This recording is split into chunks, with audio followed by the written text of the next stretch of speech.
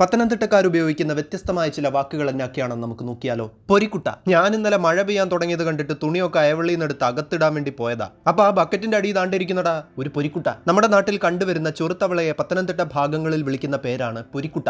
എനിക്ക് അത്ര ഉടുപ്പ് തന്നെ വേണം, അല്ലെങ്കിൽ ദാണ്ടെ ഇത്ര ഉടുപ്പ്. ഇത്രയോ അത്രയില്ലെന്നൊക്കെ പറഞ്ഞാൽ എന്താ? അത്രി എന്ന് പറഞ്ഞാൽ അതുപോലെയുള്ള. ഇനി ഇത്രി എന്ന് പറഞ്ഞാലോ ഇതുപോലെയുള്ള. അതുപോലെ എന്നുള്ളതിന് പറയുന്നതാണ് അത്രിയിലെ. നാളെ 4 മണിക്ക് കാപ്പിക്കൊപ്പം കുമ്പളപ്പം ആക്കിയാലോ. കുമ്പളപ്പത്തിനുള്ള മാവൊക്കെ നല്ലോണം എടഞ്ഞെടുക്കണം. കല്ലും നാരും ഒക്കെ കാണും. എടഞ്ഞെടുക്കണം എന്നതുകൊണ്ട് ഉദ്ദേശിച്ചത് നല്ലതുപോലെ അരിച്ചെടുക്കണം എന്നാണ്.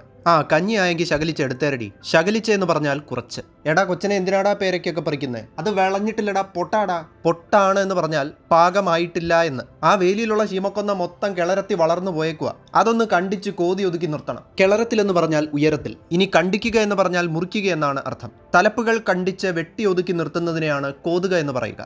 ആ വാതിൽ സൂക്ഷിച്ചടയ്ക്കണം. കൈയൊന്നും അതിൻ്റെ ഇടപെട്ട് ഞെറുങ്ങല്ലേ എന്ന് പറഞ്ഞാൽ ഞെരിയല്ലേ എന്ന്. വാതിലടയ്ക്കുമ്പോൾ കൈവിരലുകൾ വാതിലിനിടയിൽ ഞെരിയരുത് എന്ന്. മണ്ണെണ്ണയും മറ്റ് ദ്രാവകങ്ങളും ഒരു പാത്രത്തിൽ നിന്ന് മറ്റൊരു പാത്രത്തിലേക്ക് പകർന്നൊഴിക്കാനായി ഉപയോഗിക്കുന്ന ഉപകരണമാണല്ലോ ഫണൽ. ഫണലിനെ പറയുന്ന പേരാണ് ചോർപ്പ്. ഇതിൽ ചില വാക്കുകൾ ഒരുപക്ഷെ നിങ്ങളുടെ നാടുകളിലും പ്രചാരത്തിലുള്ളവ ആയിരിക്കാം. അങ്ങനെയുള്ള ഏതെങ്കിലും ഉണ്ടെങ്കിൽ കമന്റിൽ പറയണേ.